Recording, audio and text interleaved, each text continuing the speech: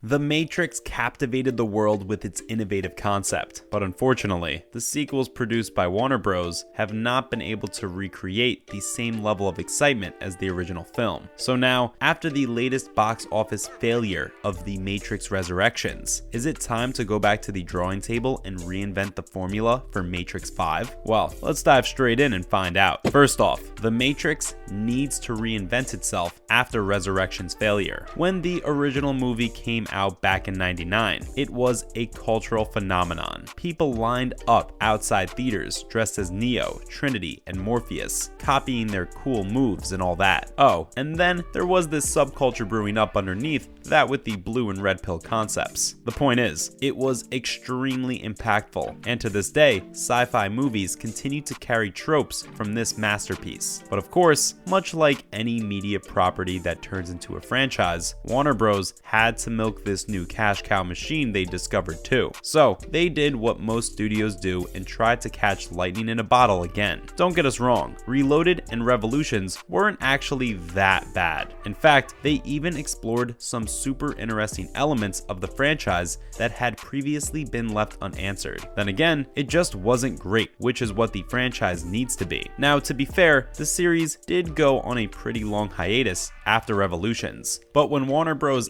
Asked Lana Wachowski to come back and direct Matrix 4, it was almost like they hadn't learned a single thing over the past 18 years. Resurrections just felt like nostalgia bait, as it tried to bring Neo and Trinity back on screen by telling a mediocre story. Oh, and funnily enough, the movie pokes fun at their failed attempts to milk this cow too. Yeah, how meta. So now, with Matrix 5, they've gotta let go of Neo and Trinity and start from scratch, because that ship has definitely sailed. Up next, The Matrix 5 doesn't need to undermine its predecessors. Okay, so there's this notion in popular media these days that if you're doing a series reboot after a series of bad entries, you have to acknowledge in some way that you screwed up. You know, almost like an apology of sorts. Now, this could be an Easter egg within a movie or a throwaway line for some character. The Matrix 5 can introduce a new cast and move on from Trinity and Neo without mentioning them. They can continue to exist in their own reality, and their legacy does not need to be sullied any further. That said, of course, who are we kidding here? Film studios adore the idea of references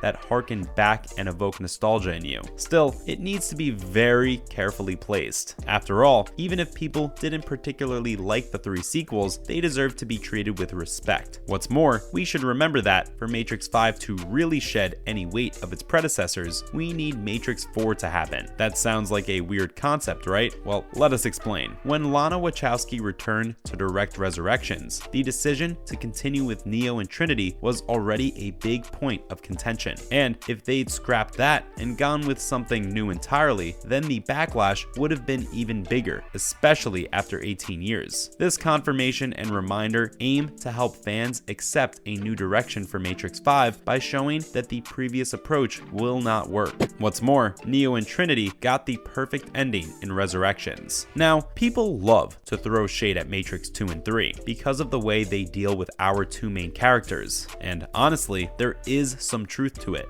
In the case of Neo, for instance, the story just got way too complicated for him to get a satisfying ending. He wasn't the one anymore, and his conversation with the architect totally shifted the dynamics of his character, which again was super divisive. Not to mention, Trinity was just thrown under the bus as this side character that didn't seem to have any importance of her own. Well, other than the fact that she meant a lot to our protagonist. This character's death was ultimately disappointing and lacking in excitement. Much like when Superman reversed time to save Lois Lane, it felt like a letdown without a fulfilling resolution. So, just for the sake of Trinity and her arc, we are glad we got Resurrections. Both she and Neo finally got the time they needed to hit those emotional beats. Obviously, their ending was also much happier this time, as they didn't need to sacrifice themselves to save humanity. This is why, in spite of all its flaws, Resurrections can serve as a perfect closer for Neo and Trinity's arc. Sure, they could have subtle cameos in a new movie, but we are perfectly satisfied with their ending and are finally ready to move on to different characters. Not to mention, Resurrections was a box office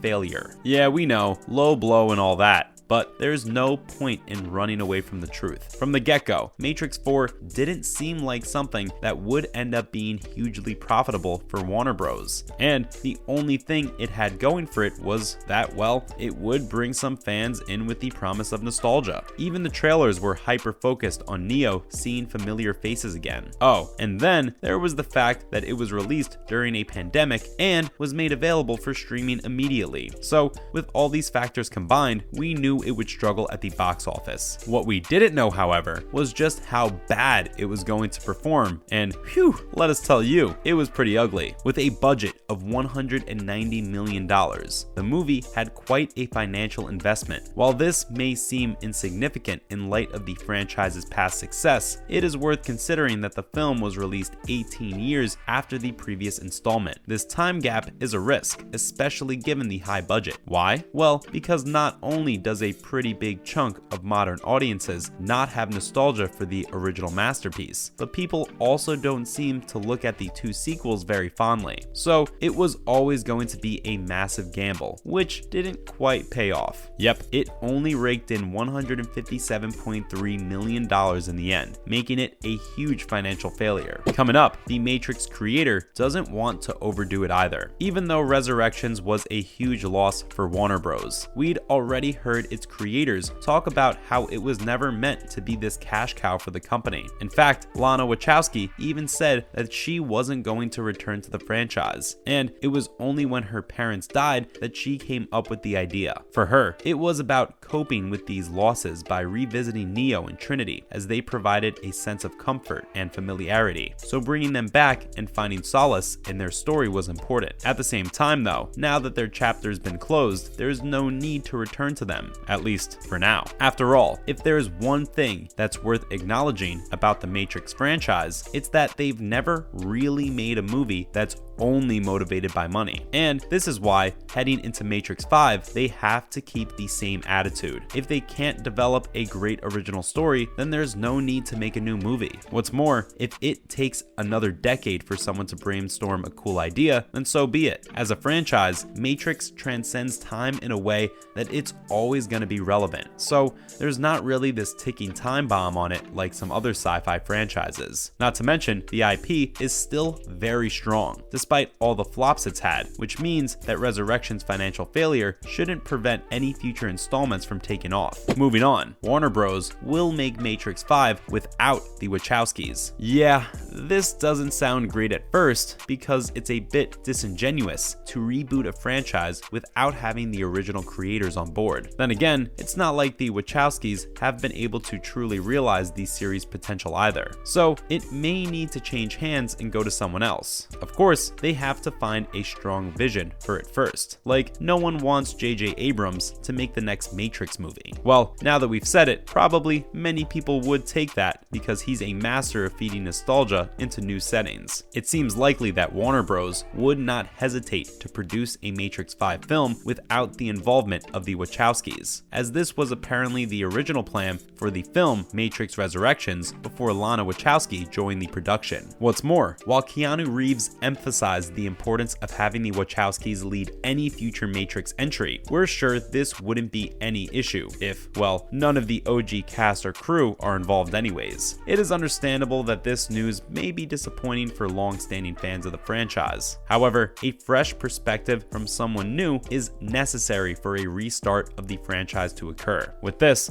the franchise can move forward and revitalize itself. Finally, Matrix 5 could be the next big thing for Warner Bros. At the end of the day, The Matrix remains a franchise with a ton of unfulfilled potential. And after trying to make sense of Neo and Trinity's story for almost 2 decades now, it's time to move on. The series has super rich lore, and there are a million ways to make it compelling without having Keanu Reeves or Carrie-Anne Moss on board. Of course, that may not sound right at all, especially to existing fans, but that's the need of the hour right now. A full-blown reboot of The Matrix exploring a new aspect of this dystopian future has the potential to be a massive hit, as long as it is well written. If done right, there is nothing stopping it from being successful. What do you think, think though? Should Warner Bros. Do a hard reboot of The Matrix and introduce us to new characters in The Matrix 5? Let us know in the comments down below. Make sure to give this video a thumbs up and subscribe to our channel for more videos like this.